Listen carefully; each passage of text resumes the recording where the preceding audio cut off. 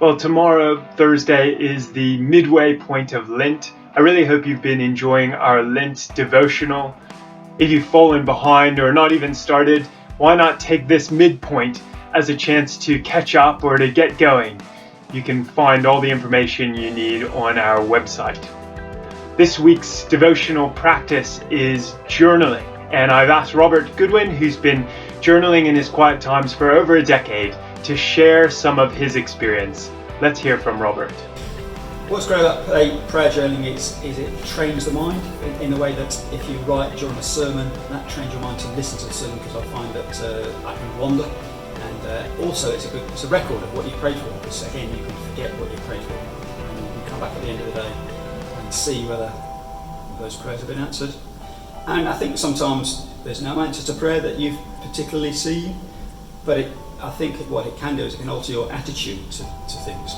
You might not have had that prayer particularly answered, but it might be a difficult person at work that is grating with you or whatever, and you'll just find that you didn't reply to an email from them in an unkind way, if you sort of mean, or you might have not replied to the email, or you might have prayed for someone that you're concerned of, and then you might have texted them, or you might have prayed for them that day, or something like that. You rarely find that has no effect. So I always read a passage of scripture, which I keep. It's just a favourite passage of scripture of mine. Pray that I may know God better, the hope of his calling, the glorious riches of inheritance of the saints, and the incomparable power exerted by God when he raised Jesus from the dead. Then do another acronym, things that came out of the Reformation: faith first, the gospel first, Christ first, and then pray for, again, just things to pray for oneself.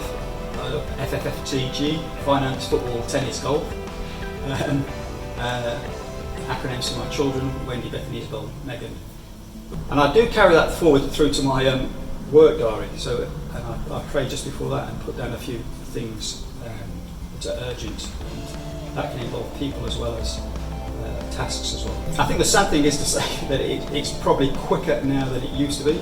When I was commuting, for instance, I did it on the train, and I would sort of have a slot between Shenfield and Stratford. That was my prayer slot. So I would read the metro on to Shenfield, and then Shenfield to Stratford, and that was a bit of a longer slot. So they were a bit. But I find working from home, for whatever reason, that should give you more time, but it actually is giving you less time. It's a good discipline for certain types of people, I would say. It can become something that's a chore, and then you're just doing something for the sake of it, and I think that's wrong. So I think if you don't find it useful, then don't do it. But if, particularly in the morning, getting your mind focused on God and praying, it can be helpful. Thank you, Robert. And everyone, please do join us tonight, Wednesday, 8 p.m, for a church meeting all together with Danbury Mission. Please also, would you book in for the afternoon communion on the 28th? A number of us will be there, and there are just 7 spaces left, so do grab one of them.